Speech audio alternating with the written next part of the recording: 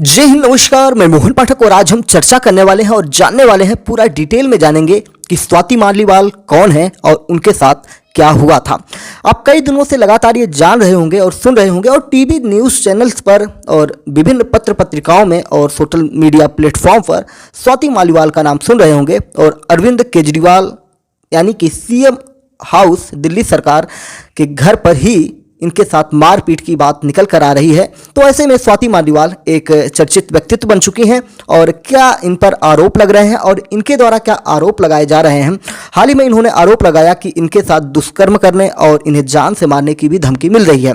आपको बता दें कि स्वाति मालीवाल एक सांसद हैं। हालांकि स्वाति मालीवाल एक राज्यसभा सांसद हैं, लेकिन आपको पता है कि आपके देश में लोकसभा का चुनाव चल रहा है और सांसद क्या होता है आपको पता है कि लोकसभा का चुनाव चल रहा है और लोकसभा में जो भी सांसद का चुनाव लड़ रहे हैं वही हमारी देश की संसद में जाएंगे और हमारे लिए एक सुविधाजनक कानून बनाएंगे। हमारे देश को चलाने के लिए वो अपना योगदान देंगे और हमारे देश की जनता का प्रतिनिधित्व करेंगे।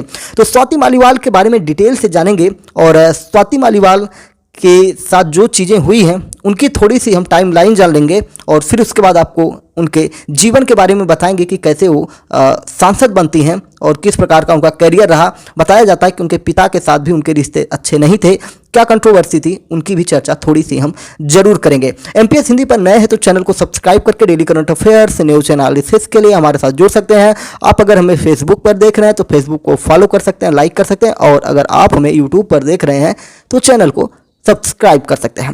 तो मामला यूं निकलता है कि 13 मई की बात है, सुबह के 9 बज रहे थे और स्वाति मालीवाल सीएम अरविंद केजरीवाल से मिलने उनके घर पहुंची हैं। आपको अरविंद केजरीवाल के बारे में पता है कि इनके ऊपर दिल्ली शराब घोटाले में आरोप लगे हैं, इनको ईडी के द्वारा गिरफ्तार किया गया है और ये जमानत पर चुनाव प्रचार के लिए बाहर हैं और लगभग 2 मई को इनको फिर से जेल जाना पड़ेगा, यानी कि तिहाड़ जेल जाएंगे। तो इन्हीं से मिलने के लिए ये उनके घर पर पहुंची थी क्योंकि अरविंद केजरीवाल पैरोल पर बाहर आए थे, जमानत पर बाहर आए थे और काफ़ी इनके ऊपर नियंत्रण लगाया गया है। सुप्रीम कोर्ट या जो हमारी देश की कोर्ट है, जो न्यायपालिकाएं हैं, उनके द्वारा ये कहा गया था कि आप सचिवालय नहीं जाएंगे, बहुत इमरजेंसी होगी तभी आप किसी फाइल पर साइन करेंगे। ये सारी चीज़ें हैं। तो उनसे मिलने के लिए ये उनके घर पर चली जाती हैं। सुबह 9 बजे ये जाती हैं और 9:15 पर स्वाति ने सीएम हाउस से पीसीआर को कॉल किया, यानी कि दिल्ली पुलिस को कॉल किया और उन्होंने बताया कि उनके साथ मारपीट की गई है। अब मामला निकलता है 14 मई का। स्वाति मालीवाल के पूर्व पति नवीन जयहिंद ने एक्स पर वीडियो जारी करके कहा कि उनकी जान को खतरा है। संजय सिंह ने प्रेस कॉन्फ्रेंस की। संजय सिंह कौन है आपको पता ही है कि वो भी शराब घोटाले में एक आरोपी हैं और उनको जेल भेजा गया था, अभी वो भी जमानत पर बाहर हैं। उन्होंने प्रेस कॉन्फ्रेंस करके बताया, उन्होंने माना कि स्वाति के साथ मारपीट बदसलूकी हुई है। केजरीवाल इस मामले में सख्त एक्शन लेंगे, ऐसा संजय सिंह के द्वारा प्रेस कॉन्फ्रेंस करके कहा गया। फिर बात घटनाक्रम इस प्रकार से बढ़ती है। 15 मई की घटना है। संजय सिंह स्वाति मालीवाल से मिलने उनके घर पर पहुंच जाते हैं और उनके साथ डीसीडब्ल्यू की सदस्य वंदना भी वहां पर मौजूद थे। घटनाक्रम 16 मई को आगे बढ़ता है और शाम 6:15 पर स्वाति मालीवाल ने सिविल लाइंस पुलिस स्टेशन में विभव के खिलाफ एफआईआर दर्ज कराई। ये वही विभव हैं जो आजकल केजरीवाल के संरक्षण में हर जगह पर जा रहे हैं, जिससे कि उनकी गिरफ्तारी ना हो पाए। रात 11 बजे दिल्ली पुलिस स्वाति मालीवाल का मेडिकल करवाने एम्स ले गई। ये 16 मई की घटना है। फिर 17 मई को कई घटनाएं होती हैं। दोपहर 12:10 पर दिल्ली पुलिस मालीवाल का बयान दर्ज करवाने 30 हजारी कोर्ट लेकर पहुंचती है। फिर दोपहर 1:30 पर बयान दर्ज करवाकर स्वाति मालीवाल पुलिस के साथ सिविल लाइंस थाने लौट आते हैं। फिर दोपहर 3 बजे स्वाति से बहस करते सीएम हाउस के सिक्योरिटी स्टाफ का एक वीडियो सामने आता है और उसके बाद कई सारी चर्चाएं सोशल मीडिया और मीडिया जगत में होने लगती हैं। फिर उसके बाद घटनाक्रम आगे बढ़ता है। दोपहर 3:34 पर पीए विभव कुमार ने स्वाति मालीवाल के खिलाफ 4 पेज की शिकायत दर्ज करवाई और शाम 6:30 पर दिल्ली पुलिस सीएम हाउस में 3 सीन वहाँ पर सीन रिक्रिएशन किया। इसका मतलब होता है कि जो घटनाक्रम वहाँ पर हुआ था उस दिन, जिस दिन स्वाति मालीवाल के साथ मारपीट हुई थी, उसका एक तरह से डेमो, एक तरह से रूपांतरण या कह सकते हैं कि नाटक किया जाता है कि क्या घटनाक्रम हो सकता है और उससे समझने की कोशिश की जाती है कि उस समय उस क्या सिचुएशन रही होगी। और 7:10 पर ये टीम सीएम हाउस यानी कि अरविंद केजरीवाल के सीएम हाउस से बाहर निकलती है। ये 17 मई की घटनाएं थी। फिर 18 मई को 10:45 पर आम आदमी पार्टी ने एक्स पर सीएम हाउस की सीसीटीवी फुटेज जारी करते हैं और फिर उसके बाद घटनाक्रम आगे बढ़ता है। दोपहर 12:30 पर विभव कुमार को दिल्ली पुलिस ने सीएम हाउस से गिरफ्तार कर लिया। विभव कुमार की गिरफ्तारी हो जाती है और फिर उसके बाद 19 मई की घटना ये होती है कि दोपहर 2 बजे दिल्ली पुलिस जो है मुख्यमंत्री आवास पहुंचती है और वहां पर सीसीटीवी फुटेज और डीवीआर कलेक्ट कर लिया था। फिर 20 मई को शाम 5:45 के करीब दिल्ली पुलिस विभव कुमार को सीएम आवास पहुंचती है लेकर और सीन रिक्रिएट किया जाता है और शाम करीब 7:26 पर पुलिस विभव को वहां से रवाना हो जाती है। तो ये वहां की चीज़ें निकल कर आती हैं, कई चीज़ें निकल कर सामने आती हैं। वहीं पर स्वाति मालीवाल की अगर हम बात करें तो ये घटनाक्रम उनके लिए काफ़ी कह सकते हैं पॉलिटिकल जो है अच्छा है या बुरा है ये तो समय ही तय करने वाला है। इसी क्रम में एक बड़ा डेवलपमेंट ये होता है कि आम आदमी पार्टी की राज्यसभा सांसद स्वाति मालीवाल से सीएम हाउस में मारपीट केस में दिल्ली पुलिस आरोपी विभव कुमार को मंगलवार 21 मई को मुंबई ले जाती है। पुलिस का कहना है कि विभव ने आईफोन फॉर्मेट करने से पहले उसका डेटा मुंबई में किसी व्यक्ति या डिवाइस को ट्रांसफर कर दिया था। उसी डेटा को हासिल करना है। पुलिस की टीम मुंबई के अंधेरी इलाके में एक 5 स्टार होटल के अंदर गई है और यही मामले की जांच कर रही है। आपको एक केस याद होगा, निर्भया केस। और निर्भया केस में बहुत सारा देश में भूचाल आया था और देश में महिलाओं की सुरक्षा को लेकर बहुत सारी बातें हुई थी और बाद में कई कानून भी लागू किए गए। और उसी निर्भया की मां ने स्वाति मालीवाल के मामले में ये कहा कि अगर इतनी पावरफुल महिला के साथ ऐसा होता है तो किसी के साथ भी कुछ भी हो सकता है। स्वाति मालीवाल के मामले में निर्भया की मां ने स्पष्ट करते हुए, जिनका नाम आशा देवी है, उन्होंने अपनी प्रतिक्रियाएं सामने लाई हैं। उन्होंने कहा कि स्वाति मालीवाल के साथ बहुत गलत हुआ है। उन्होंने कहा कि वो स्वाति मालीवाल को अच्छे से जानती हैं, कई बार उनसे मुलाकात हुई है, उनके साथ बहुत काम भी किया है, उन्होंने हमारे केस में भी मदद की है। वहीं निर्भया की मां ने फिर ये कहा, जिनका नाम आशा देवी है, उन्होंने आगे कहा कि मैंने कई महिलाओं का केस उनसे डिस्कस किया है, उन्होंने जितना हो सके मदद की है। अगर इतनी पावरफुल महिला सुरक्षित नहीं है तो आम महिलाएं कैसे सुरक्षित हो सकते हैं। इसके साथ ही उन्होंने ये भी कहा कि आज की तारीख में किसी बच्ची के साथ कुछ होता है तो 10 जगह धक्के खाओ, इंसाफ तो बहुत सालों तक दूर की बात है। वादा करना अलग चीज़ है, उस पर काम करना अलग चीज़ है। किसी के साथ कोई केस हो गया और उसमें फांसी की सज़ा हो भी जाती है तो फांसी होती नहीं है, इसे मैंने बहुत नज़दीक से देखा है। साथ ही उन्होंने ये भी कहा कि दिल्ली जेल मैनुअल में कहीं भी महिलाओं के अधिकार दिखाई ही नहीं गए हैं। उनको, यानी कि जो आरोपी हैं, को अधिकार है कि जब मन करे वो अप्लाई करे या न करे, उन्हें कोई कहेगा नहीं। अगर किसी को फांसी की सज़ा हुई है और 10 साल बीत गए तो इसका फ़ायदा मुजरिम को मिलेगा, विक्टिम को नहीं। ये गलती सरकार की है जो कोर्ट में बैठे हैं। बता दें कि स्वाति मालीवाल के मामले में दिल्ली पुलिस ने विभव कुमार को गिरफ्तार किया था, जैसा कि मैंने पीछे आपको बताया।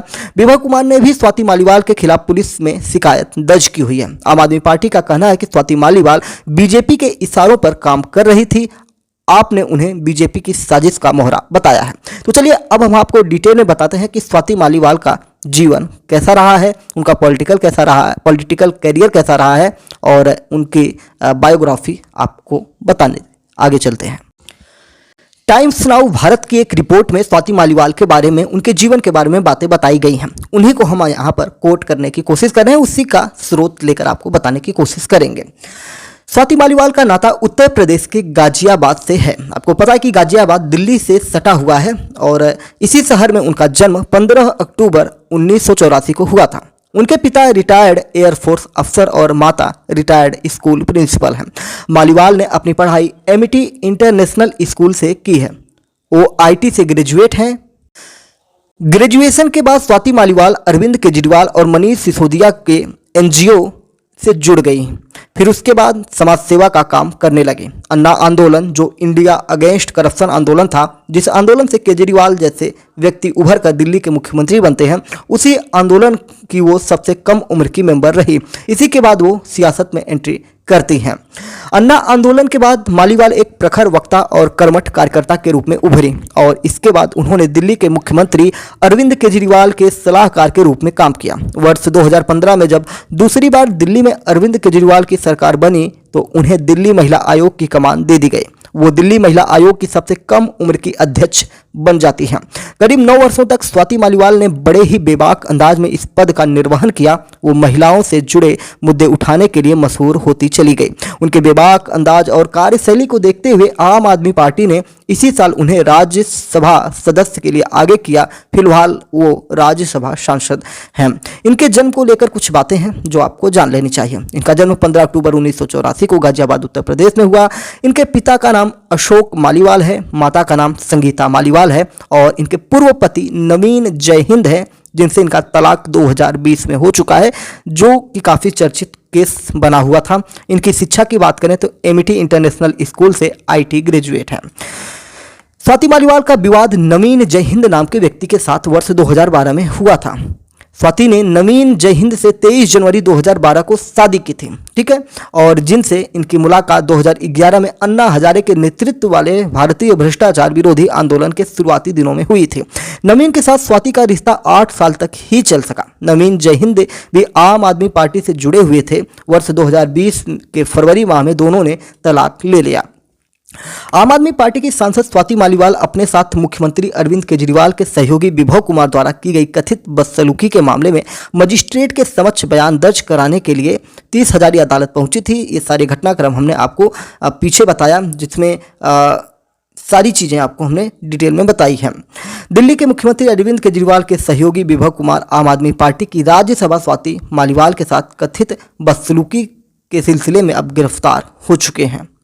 राष्ट्रीय महिला आयोग के समक्ष ये पेश नहीं हुए, इनको बुलाया गया था और ये सारी चीज़ें उस समय तूल पकड़ती चली गई कि कहीं ना कहीं दाल में कुछ काला है। पति से तो तलाक हो गया है, लेकिन इनके पिता के साथ भी इनके कई रिश्ते बेनकाब हुए, ऐसा सोशल मीडिया प्लेटफॉर्म और मीडिया जगत में आई हुई हैं, जिनमें इन्होंने अपने पिता पर यौन शोषण के आरोप लगाए थे। दिल्ली महिला आयोग के अध्यक्ष रहते हुए उन्होंने अपने साथ हुए यौन शोषण को लेकर एक बड़ा खुलासा किया था। उन्होंने कहा था कि उनके पिता ने ही उनका यौन शोषण किया था। वो गुस्से में उनकी चोटी पकड़कर उनकी पिटाई करते थे, यानी कि सर के बाल पकड़कर उनकी पिटाई करते थे। इस वजह से वो कई बार डर कर पलंग के नीचे छिप जाती थी। उन्होंने कई रातें ऐसे ही छुपकर बिताई थी। उन्होंने कहा कि जब वो अपने पिता के साथ रहीं तब तक कई बार उनके साथ ऐसा हुआ। इसी तरह उन्होंने विभव के ऊपर भी आरोप लगाया। उन्होंने कहा कि जब वो अपने बयान दर्ज करवा रही थी विभव के खिलाफ, तो उसमें उन्होंने कहा था कि मैं ड्राइंग रूम में दाखिल हुई और वहाँ इंतजार कर रही थी। विभव आया और मुझे गाली देना शुरू कर दिया। बिना किसी उकसावे के उसने मुझे बार बार थप्पड़ मारे। मैं चिल्लाती रही, उससे रुकने और मुझे जाने देने की विनती करती रही, लेकिन वह मेरे साथ मारपीट करता रहा। उसने मेरी छाती, चेहरे, पेट और मेरे शरीर के निचले हिस्सों पर वार किया। FIR IPC की धारा 323 यानी कि जानबूझकर चोट पहुंचाना, 354 महिला की सील भंग करने के इरादे से उस पर हमला या आपराधिक बल प्रयोग होता है, 506 आपराधिक धमकी, 509 महिला की सील का अपमान करना के तहत दर्ज किए गए हैं इनके ऊपर मुकदमे। तो इस प्रकार से स्वाति मालीवाल का करियर अन्ना आंदोलन से शुरू होता है और अब जाकर राज्यसभा सांसद बनी थी, लेकिन विवादों के बीच अब अरविंद केजरीवाल के साथ पड़ी हुई हैं। अब देखने वाली बात होगी कि किस प्रकार से इनका राजनीतिक करियर आगे बढ़ता है, क्योंकि जब आम आदमी पार्टी की सांसद है, राज्यसभा सांसद हैं और अब फिलहाल आम आदमी पार्टी से इनके रिश्ते अच्छे नहीं हैं, तो भविष्य क्या होगा ये तो भविष्य में ही पता चलने वाला है। तो चैनल पर नए हैं तो MPS हिंदी को सब्सक्राइब करके daily current affairs, news analysis के लिए हमारे साथ जुड़ जाइए। अपने विचारों को कमेंट बॉक्स में भी बताइए और फेसबुक पर देख रहे हैं तो फेसबुक पेज को फॉलो करिए, लाइक करिए और यूट्यूब पर देख रहे हैं तो चैनल को सब्सक्राइब करिए, लाइक करिए और कमेंट बॉक्स में अपने विचारों को बताइए। जय हिंद, नमस्कार, भारत माता की जय।